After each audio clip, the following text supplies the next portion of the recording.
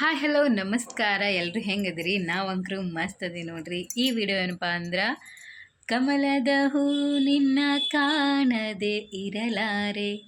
ಆದರೆ ಇದು ಹಾಡಲ್ರಿ, ಪದ್ಯ ಐತಿ.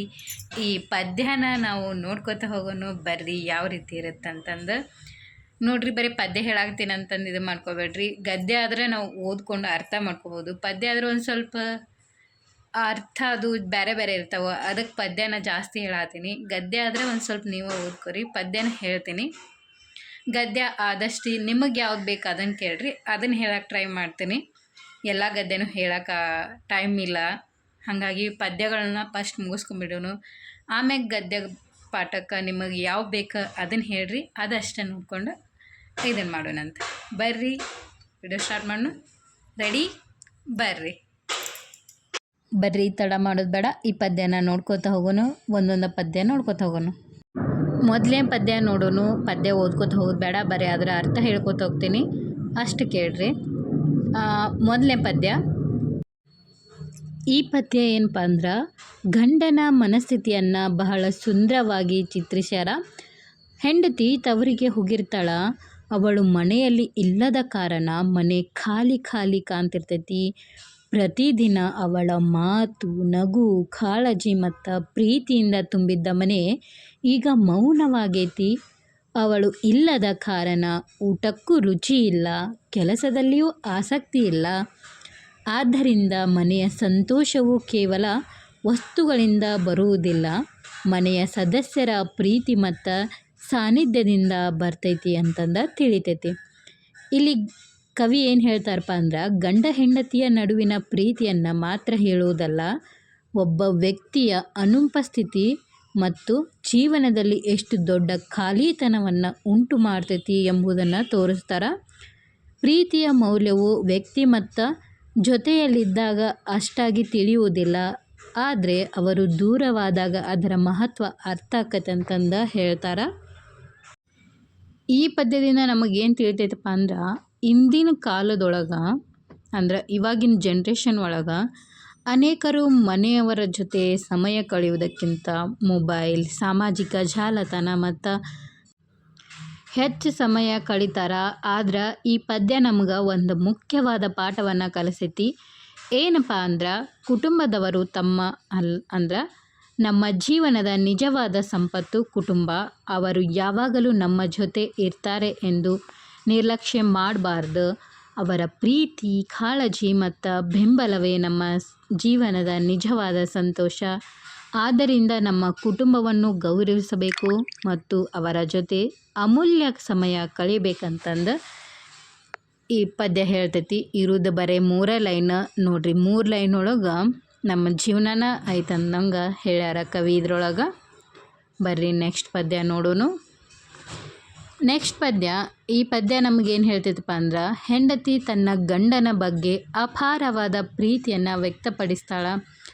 ಅವಳು ತನ್ನ ಗಂಡನನ್ನು ಮಲ್ಲಿಗೆ ಹೂವಿನಂತೆ ಸುಂದರ, ಮೃದು ಮತ್ತು ಪ್ರೀತಿ ಪಾತ್ರನಾಗಿ ಕಾಣ್ತಾಳೆ. ಅಂತಹ ಪ್ರಿಯ ವ್ಯಕ್ತಿಯನ್ನು ಬಿಟ್ಟು ನಾ ಹೇಗೆ ದೂರ ಇರಲಿ ಅಂತಂದು ಪ್ರಶ್ನೆ ಮಾಡ್ತಾಳೆ. ಇದು ಕೇವಲ ಗಂಡನ ಮೇಲಿನ ಪ್ರೀತಿ ಮಾತ್ರವಲ್ಲ, ಅವನೊಂದಿಗೆ ಬೆಸೆದುಕೊಂಡಿರುವ ಭಾವನಾತ್ಮಕ ಸಂಬಂಧದ ಸಂಕೇತ ಆಗೈತಿ.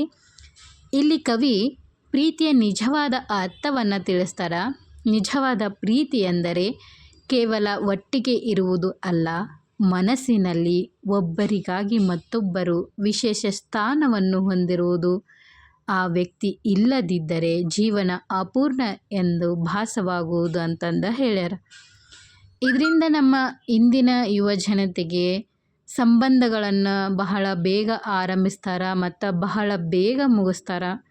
ಆದರೆ ಈ ಪದ್ಯ ನಮಗೆ ಸಂಬಂಧದ ನಿಜವಾದ ಮೌಲ್ಯವನ್ನು ತಿಳಿಸ್ತೈತಿ.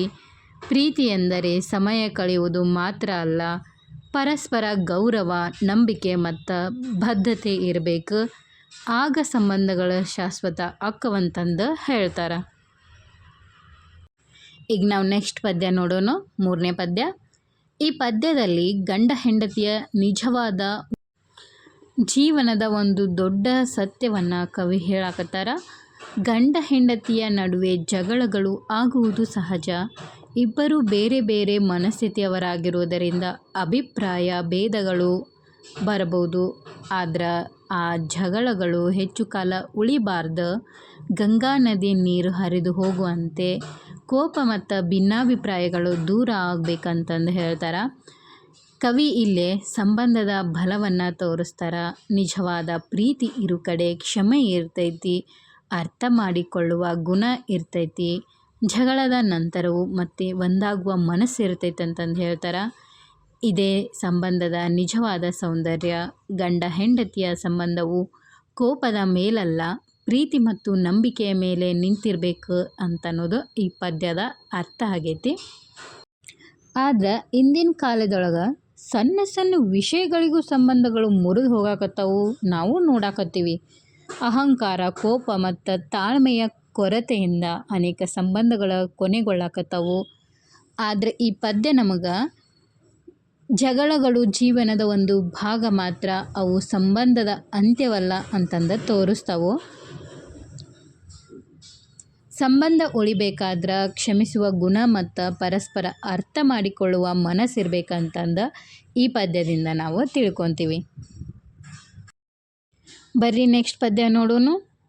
ಈ ಪದ್ಯ ಸಾಲೇನಪ್ಪ ಅಂದ್ರೆ, ಪರದೇಶಕ್ಕೆ ಹೋದ ಗಂಡನಿಗಾಗಿ ಹೆಂಡತಿ ದುಃಖ ಪಡುತ್ತಿರುವ ದೃಶ್ಯ ನಮಗೆ ಕಾಣ್ತೈತಿ. ಅವಳ ಮನಸ್ಸು ಆತಂಕ ಮತ್ತು ನಿರಾಶೆ ಅಂದ್ರೆ ನಿರೀಕ್ಷೆಯಿಂದ ಇನ್ನು ಯಾವಾಗ ಬರ್ತಾರೆ ಅನ್ನೋದ್ರಿಂದ ಕಾಯ್ಕೊತ ಕುಂತಿರ್ತಾಳೆ. ಆದ್ರೆ ಕವಿ ಅವಳಿಗೆ ಸಮಾಧಾನ ಹೇಳ್ತಾರೆ. ಜೀವನದಲ್ಲಿ ಕೆಲವೊಮ್ಮೆ ಉದ್ಯೋಗ, ವ್ಯಾಪಾರ ಅಥವಾ ಬೇರೆ ಕಾರಣಗಳಿಂದ ದೂರ ಹೋಗಬೇಕಾಕತಿ. ಅದಕ್ಕಾಗಿ ಹೆಚ್ಚು ಚಿಂತಿಸಬಾರ್ದು. ದೂರವಿದ್ದರೂ ಪ್ರೀತಿ ಕೊರತೆಯ ಸಂಕೇತ ಅಲ್ಲ ಅಂತಂದು ಹೇಳ್ತಾರೆ. ಈ ಪದ್ಯ ವಿರಹದ ನೋವಿನ ಜೊತೆಗೆ ಭರವಸೆಯ ಸಂದೇಶವನ್ನು ನೀಡ್ತೈತಿ. ಎಷ್ಟು ದೂರವಿದ್ದರೂ ಮನಸ್ಸು ಒಂದಾಗಿದ್ದರೆ ಸಂಬಂಧ ಬಲವಾಗಿಯೇ ಇರುತ್ತದೆ. ಪ್ರೀತಿ ಎಂಬುದು ದೂರದಿಂದ ಕಡಿಮೆಯಾಗುವುದಿಲ್ಲ, ಅದು ಇನ್ನಷ್ಟು ಗಟ್ಟಿಯಾಕೈತಂತಂದು ನಮಗೆ ಈ ಪದ್ಯದಿಂದ ಅರ್ಥಕತೆ. ಇಂದು ಅನೇಕರು ಶಿಕ್ಷಣ, ಉದ್ಯೋಗ ಮತ್ತು ವೃತ್ತಿಗಾಗಿ ಬೇರೆ ಬೇರೆ ನಗರಗಳು ಮತ್ತು ಪ್ರದೇಶಗಳಿಗೆ ಹೋಗಿರ್ತಾರೆ. ದೂರವಿದ್ದರೂ ನಂಬಿಕೆ ಮತ್ತು ಪ್ರೀತಿ ಇದ್ದರೆ ಸಂಬಂಧಗಳು ಉಳಿತಾವು. ಈ ಪದ್ಯ ನಮಗೆ ಸಂಬಂಧದ ವಿಶ್ವಾಸ ಎಷ್ಟು ಮುಖ್ಯ ಎಂಬುದನ್ನು ಕಲಿಸ್ತೈತಿ. ಬರ್ರಿ ನೆಕ್ಸ್ಟ್ ಪದ್ಯ ನೋಡೋಣ. ಈ ಪದ್ಯದೊಳಗೆ ಏನಪ್ಪ ಅಂದ್ರೆ, ಹೆಂಡತಿಯ ನಿರೀಕ್ಷೆಯ ಮನಸ್ಥಿತಿಯನ್ನು ಕಾಣ್ಬೋದು. ತನ್ನ ಪ್ರಿಯತಮ ಯಾವಾಗ ಮನೆಗೆ ಬರುತ್ತಾನೆ ಎಂದು ಅವಳು ಕಾತರದಿಂದ ಕಾಯ್ತಿರ್ತಾಳೆ. ಅವನ ನೆನಪುಗಳು ಅವಳ ಮನಸ್ಸನ್ನು ಆವರಿಸಿರ್ತಾವು. ಅವನು ಬಳಸಿದ ವಸ್ತುಗಳಲ್ಲಿಯೂ ಅವನ ನೆನಪು ಮತ್ತು ಪ್ರೀತಿಯನ್ನು ಅನುಭವಿಸ್ತಾಳೆ. ಇದು ನಿಜವಾದ ಪ್ರೀತಿಯ ಒಂದು ರೂಪ. ಪ್ರೀತಿ ಪಾತ್ರರು ದೂರವಿದ್ದರೂ ಅವರ ನೆನಪುಗಳು ಸದಾ ನಮ್ಮ ಜೊತೆಯಲ್ಲೇ ಇರ್ತಾವು. ಅವರ ಮಾತು, ನಗು, ಕಾಳಜಿ ಎಲ್ಲವೂ ಮನಸ್ಸಿನಲ್ಲಿ ಉಳಿತಾವು. ಈ ಪದ್ಯದಲ್ಲಿ ಪ್ರೀತಿಯ ನಿರೀಕ್ಷೆ ಮತ್ತು ಭಾವನಾತ್ಮಕ ಬಾಂಧವ್ಯವನ್ನು ಬಹಳ ಸುಂದರವಾಗಿ ಚಿತ್ರಿಸ್ಯಾರ. ಇಂದಿನ ಕಾಲದೊಳಗೆ ತಕ್ಷಣದ ಸಂತೋಷ ಮತ್ತು ತಕ್ಷಣದ ಫಲಿತಾಂಶಗಳನ್ನು ಬಯಸುವ ಮನೋಭಾವ ಹೆಚ್ಚಾಗೈತಿ. ಆದ್ರೆ ಈ ಪದ್ಯ ನಮಗೆ ಕಾದು ನೋಡುವವರ ಮಹತ್ವವನ್ನು ತಿಳಿಸ್ತೈತಿ. ನಿಜವಾದ ಪ್ರೀತಿ ಎಂದರೆ ತಾಳ್ಮೆ, ನಂಬಿಕೆ ಮತ್ತು ನಿರೀಕ್ಷೆ. ಈ ಗುಣಗಳು ಇದ್ದಾಗ ಮಾತ್ರ ನಮ್ಗೆ ಯಾವುದೇ ಸಂಬಂಧ ಆಗಲಿ ಗಟ್ಟಿಯಾಗಿರ್ತಾವಂತಂದು ಈ ಪದ್ಯದಿಂದ ನಾವು ನೋಡ್ಕೋತೀವಿ. ಬರ್ರಿ ನೆಕ್ಸ್ಟ್ ಪದ್ಯ ನೋಡೋಣ. ಕಮಲದ ಹೂ ನಿನ್ನ ಕಾಣದೆ ಇರಲಾರೆ. ನನಗೆ ಅನ್ಸುತ್ತಾ ಇದನ್ನು ಕಾಪಿ ಮಾಡ್ಕೊಂಡಾರೇನೋ ಅಂತ ಅನ್ಸುತ್ತಾ, ಆದ್ರೆ ನನಗೆ ಗೊತ್ತಿಲ್ಲ, ಸುಮ್ಮನೆ ಹೇಳತ್ತೀನಿ ನಾನು. ಇದನ್ನು ನೋಡಿದ್ರೆ ನನಗೆ ಹಂಗೆ ಅನ್ನಿಸ್ತು. ಬರ್ರಿ ಈ ಪದ್ಯ ಏನೈತಪ್ಪ ಅಂದ್ರೆ, ಇಡೀ ಪದ್ಯದ ಅತ್ಯಂತ ಮುಖ್ಯವಾದ ಚರಣ ಆಗೈತಿ. ಇಲ್ಲಿ ಹೆಂಡತಿ ತನ್ನ ಗಂಡನ ಮೇಲಿನ ಅಪಾರ ಪ್ರೀತಿ ಮತ್ತು ಬಾಂಧವ್ಯವನ್ನು ವ್ಯಕ್ತಪಡಿಸ್ತಾಳೆ.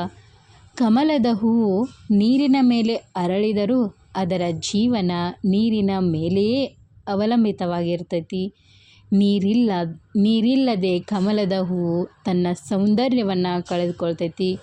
ಅದೇ ರೀತಿ ತನ್ನ ಪ್ರಿಯನನ್ನು ಕಾಣದೆ ತಾನು ಬದುಕಲು ಸಾಧ್ಯ ಇಲ್ಲ ಅಂತಂದು ಹೆಂಡತಿ ಹೇಳ್ತಾಳೆ. ಮಲ್ಲಿಗೆ ಹೂವಿನ ಸುಗಂಧ ಹೇಗೆ ಮನಸ್ಸನ್ನು ಸೆಳೆಯುತ್ತದೆಯೋ ಹಾಗೆ ತನ್ನ ಗಂಡನ ಪ್ರೀತಿ ತನ್ನ ಜೀವನವನ್ನು ಸುಂದರಗೊಳಿಸ್ತೈತಿ ಅಂತಂದು ಅವಳು ಭಾವಿಸ್ತಾಳ. ಪ್ರಿಯ ವ್ಯಕ್ತಿ ದೂರ ಆದಾಗ ಉಂಟಾಗುವ ಖಾಲಿತನ, ಒಂಟಿತನ ಮತ್ತು ನೋವನ್ನು ಈ ಪದ್ಯ ಭಾವನಾತ್ಮಕವಾಗಿ ಚಿತ್ರಿಸ್ಯಾರ. ಈ ಪದ್ಯ ಕೇವಲ ಗಂಡ ಹೆಂಡತಿಯ ಸಂಬಂಧದ ಬಗ್ಗೆ ಮಾತ್ರ ಅಲ್ಲ, ಜೀವನದಲ್ಲಿ ನಮಗೆ ಅತಿ ಮುಖ್ಯವಾದ ವ್ಯಕ್ತಿಗಳ ಮೌಲ್ಯವನ್ನು ಅರ್ಥ ಮಾಡಿಕೊಳ್ಳುವಂತೆ ಮಾಡ್ತೈತಿ. ಪ್ರೀತಿ ಎಂದರೆ ಕೇವಲ ಮಾತಲ್ಲ, ಅದು ಬದುಕಿನ ಒಂದು ಭಾಗ ಎಂಬುದು ಈ ಪದ್ಯ ತಿಳಿಸ್ತೈತಿ. ಇಂದಿನ ದಿನದೊಳಗೆ ಅನೇಕರ ಸಂಬಂಧವನ್ನು ಕೇವಲ ಮನೋರಂಜನೆ ಅಥವಾ ಸಮಯ ಕಳೆಯುವ ಸಾಧನವಾಗಿ ನೋಡಕತ್ತಾರ. ಆದ್ರೆ ಈ ಪದ್ಯ ನಿಜವಾದ ಪ್ರೀತಿ ಅಂದರೆ ಪರಸ್ಪರ ಗೌರವ, ನಂಬಿಕೆ ಮತ್ತು ಬದ್ಧತೆ ಎಂದು ಹೇಳ್ತಾರೆ. ಸಂಬಂಧದಲ್ಲಿ ಸ್ವಾರ್ಥಕ್ಕಿಂತ ತ್ಯಾಗ ಮತ್ತು ಅರ್ಥ ಮಾಡಿಕೊಳ್ಳುವ ಗುಣ ಹೆಚ್ಚು ಮುಖ್ಯ. ಇಂತಹ ಮೌಲ್ಯವನ್ನು ಯುವಜನತೆ ಅಳವಡಿಸಿಕೊಂಡ್ರೆ ಸಂಬಂಧಗಳು ಗಟ್ಟಿಯಾಗಿರ್ತಾವಂತಂದು ಕವಿ ಆಶಿಸ್ತಾರೆ. ಬರ್ರಿ ನೆಕ್ಸ್ಟ್ ಪದ್ಯ ನೋಡೋಣ. ಈ ಪದ್ಯದೊಳಗೆ ಏನಪ್ಪ ಅಂದ್ರೆ ಹೆಂಡತಿಯ ಮನಸ್ಸಿನ ತವಕ ಮತ್ತು ಆತಂಕವನ್ನು ನಾವು ಕಾಣ್ಬೋದು. ಜಾತ್ರೆಗೆ ಹೋದ ತನ್ನ ಗಂಡ ಇನ್ನೂ ಮನೆಗೆ ಮರಳಿಲ್ಲ, ಅವನು ಯಾವಾಗ ಬರ್ತಾನೆ ಎಂಬ ಚಿಂತೆಯಲ್ಲಿ ಅವಳ ಮನಸ್ಸು ಅಶಾಂತವಾಗಿರ್ತೈತಿ. ರಾತ್ರಿಯ ಸಮಯದಲ್ಲಿ ಒಂಟಿಯಾಗಿ ಇದ್ದಾಗ ಅವನ ನೆನಪುಗಳು ಇನ್ನಷ್ಟು ಕಾಡ್ತಿರ್ತಾವು. ಪ್ರೀತಿಯ ವ್ಯಕ್ತಿ ನಮ್ಮಿಂದ ದೂರ ಆದಾಗ ಸಮಯ ಮತ್ತು ನಿಧಾನವಾಗಿ ಸಾಗ್ತೈತಿ. ಒಂದು ಕ್ಷಣವೂ ಒಂದು ದಿನದಂತೆ ಅನುಭವಿಸ್ದಂಗೆ ಆಕೈತಿ. ಈ ಮನಸ್ಥಿತಿಯನ್ನು ಕವಿ ತುಂಬ ಸಹಜವಾಗಿ ಮತ್ತು ನೈಜವಾಗಿ ಚಿತ್ರಿಸ್ಯಾರ. ಇಲ್ಲೇ ಈ ಚರಣದೊಳಗೆ ಏನಪ್ಪ ಅಂದ್ರೆ ಪ್ರೀತಿಯ ನಿರೀಕ್ಷೆ, ಕಾಳಜಿ ಮತ್ತು ಕಳವಳ ಎಲ್ಲವನ್ನ ಸೇರಿಕೊಂಡಿರ್ತೈತಿ. ಪ್ರೀತಿಯ ವ್ಯಕ್ತಿಯ ಮೇಲೆ ನಿಜವಾದ ಪ್ರೀತಿ ಇದ್ದಾಗ ಮಾತ್ರ ಇಂತಹ ಭಾವನೆಗಳು ಹುಟ್ಕೊತಾವು. ಇಂದ ಸಂಬಂಧ ಒಳಗೆ ಅಂದ್ರೆ ಈಗಿನ ಜನ್ರೇಷನ್ದೊಳಗೆ ಸಂಬಂಧಗಳಲ್ಲಿ ಕಾಳಜಿ ಮತ್ತು ಜವಾಬ್ದಾರಿಯ ಭಾವನೆ ಕಡಿಮೆ ಆಗಕತ್ತೈತೆ ಅನ್ಸುತ್ತೆ. ಈ ಪದ್ಯ ನಮಗೆ ನಮ್ಮ ಪ್ರೀತಿ ಪಾತ್ರರ ಬಗ್ಗೆ ಕಾಳಜಿ ವಹಿಸುವುದು ಮತ್ತು ಅವರ ಸುರಕ್ಷತೆಗಾಗಿ ಚಿಂತಿಸುವುದು ಪ್ರೀತಿಯ ಒಂದು ಭಾಗ ಅಂತಂದು ತಿಳಿಸ್ಕೊಡ್ತೈತಿ. ಬರ್ರಿ ನೆಕ್ಸ್ಟ್ ಪದ್ಯ ನೋಡೋಣ. ವಿಡಿಯೋ ಲೆಂತ್ ಆಗತ್ತೈತೆ ಅನ್ನೋದು ಗೊತ್ತೈತಿ, ಆದರೆ ಏನು ಮಾಡೋದ್ರಿ, ಟೈಮ್ ಇಲ್ಲಲ್ಲ, ಅದಕ್ಕೆ ಎಲ್ಲ ಒಂದೇ ವೀಡಿಯೋದಾಗ ಮುಗಿಸ್ಬಿಡೋಣ ಅಂತಂದು. ಇಲ್ಲಾಂದ್ರೆ ನಾನು ಮರೆತು ಬಿಡ್ತೀನಿ ಇದನ್ನು ಎಲ್ಲಿಗೆ ಬಿಟ್ಟಿನಿ ಅಂತಂದು. ಸೊ ಅದಕ್ಕೆ ಲೆಂತ್ ಆದರೂ ಪರವಾಗಿಲ್ಲ, ಬೇಜಾರು ಮಾಡ್ಕೊಳ್ಳಾರ್ದ ನೋಡ್ರಿ, ನಿಮಗೆ ಯೂಸ್ಫುಲ್ ಆಕತಿ.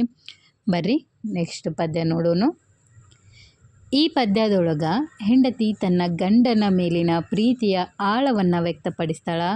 ಮದುವೆಯ ನಂತರ ಗಂಡನ ಮನೆ, ಗಂಡನ ಪ್ರೀತಿ ಮತ್ತು ಹೊಸ ಜೀವನವೇ ಅವಳಿಗೆ ಪ್ರಮುಖ ಆಗಿರ್ತೈತಿ.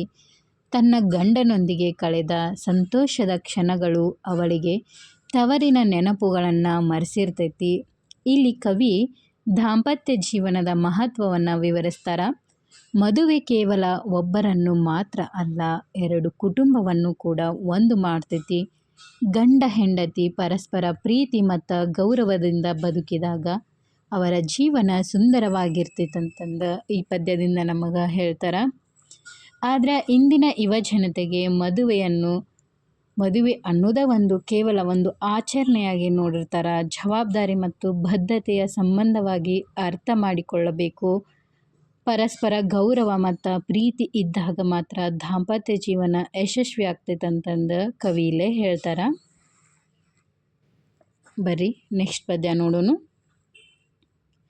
ಈ ಪದ್ಯದೊಳಗೆ ಹೆಂಡತಿ ತನ್ನ ಗಂಡನನ್ನು ಹೊಗಳ್ತಾಳೆ. ಜಗತ್ತಿನಲ್ಲಿ ಎಷ್ಟೇ ಜನರನ್ನು ನೋಡಿದರೂ ತನ್ನ ಗಂಡನಂಥ ಒಳ್ಳೆಯ ವ್ಯಕ್ತಿ ಯಾರೂ ಇಲ್ಲ ಅಂತಂದು ಅವಳು ಭಾವಿಸ್ತಾಳ. ಅವಳ ಮಾತುಗಳು ಅವಳಿಗೆ ಸಮಾಧಾನ ಮತ್ತು ನೆಮ್ಮದಿಯನ್ನು ನೀಡ್ತಾವು. ನಿಜವಾದ ಪ್ರೀತಿ ಇರುವ ಸಂಬಂಧದಲ್ಲಿ ಒಬ್ಬರ ಮೇಲೊಬ್ಬರಿಗೆ ಗೌರವ ಇರ್ತೈತಿ. ಇಲ್ಲಿ ಹೆಂಡತಿ ತನ್ನ ಗಂಡನ ಒಳ್ಳೆಯ ಗುಣವನ್ನು ನೆನೆಸಿಕೊಂಡು ಸಂತೋಷ ಪಡ್ತಿರ್ತಾಳ. ಪ್ರೀತಿಯಲ್ಲಿ ಕೇವಲ ಭಾವನೆ ಮಾತ್ರ ಅಲ್ಲ, ಗೌರವವೂ ಇರಬೇಕು ಅನ್ನೋದು ಈ ಪದ್ಯ ತಿಳಿಸ್ತೈತಿ. ಆದರೆ ಇಂದಿನ ಜನ್ರೇಷನ್ದೊಳಗೆ ಅನೇಕ ಸಂಬಂಧಗಳಲ್ಲಿ ಮೆಚ್ಚುಗೆ ಮತ್ತು ಗೌರವದ ಕೊರತೆ ಕಾಣ್ತೈತಿ. ಈ ಪದ್ಯ ನಮಗೆ ನಮ್ಮ ಜೀವನದಲ್ಲಿರುವ ಒಳ್ಳೆಯ ವ್ಯಕ್ತಿಗಳ ಮೌಲ್ಯವನ್ನು ಗುರುತಿಸಿ ಅವರಿಗೆ ಗೌರವವನ್ನು ಕೊಡಬೇಕಂತಂದು ಹೇಳ್ಕೊಡ್ತೈತಿ. ಬರ್ರಿ ನೆಕ್ಸ್ಟ್ ಪದ್ಯ ನೋಡೋಣ. ಈ ಪದ್ಯದಲ್ಲಿ ವಿರಹದ ನೋವನ್ನು ಅತ್ಯಂತ ಪರಿಣಾಮಕಾರಿಯಾಗಿ ಚಿತ್ರಿಸಲಾಗೈತಿ.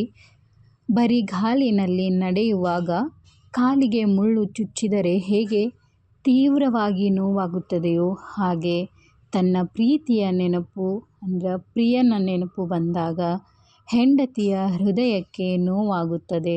ಗಂಡ ದೂರದಲ್ಲಿರುವುದರಿಂದ ಅವನೊಂದಿಗೆ ಕಳೆದ ಸುಂದರ ಕ್ಷಣಗಳನ್ನು ಸಂತೋಷದ ಕ್ಷಣಗಳನ್ನು ಮತ್ತೆ ಮತ್ತೆ ನೆನಪಾಗ್ತಿರ್ತವೆ. ಈ ನೆನಪುಗಳು ಕೆಲವೊಮ್ಮೆ ಸಂತೋಷ ನೀಡಿದರೂ ಪ್ರಿಯ ವ್ಯಕ್ತಿ ಹತ್ತಿರ ಇಲ್ಲದ ಕಾರಣ ಅದೇ ನೆನಪುಗಳು ದುಃಖವನ್ನು ಉಂಟು ಮಾಡ್ತವೆ. ಕವಿ ವಿರಹದ ಮಾನಸಿಕ ನೋವನ್ನು ಮುಳ್ಳಿನ ನೋವಿಗೆ ಹೋಲಿಸಿದ್ದಾರೆ. ತುಂಬ ಸುಂದರವಾಗಿ ಚಿತ್ರಿಸ್ಯಾರ. ಇಂದು ಈಗಿನ ಜನ್ರೇಷನ್ ಹಲವಾರು ಸಂಬಂಧಗಳ ಮೌಲ್ಯವನ್ನು ಅವರು ದೂರವಾದ ನಂತರ ಅರ್ಥ ಮಾಡಿಕೊಳ್ತಾರೆ. ಈ ಪದ್ಯ ನಮಗೆ ನಮ್ಮವರ ಜೊತೆ ಇರುವಾಗಲೇ ಅವರ ಮೌಲ್ಯವನ್ನು ಅರಿತು ಪ್ರೀತಿ ಮತ್ತು ಗೌರವವನ್ನು ನೀಡಬೇಕಂತ ತಿಳಿಸ್ತೈತಿ.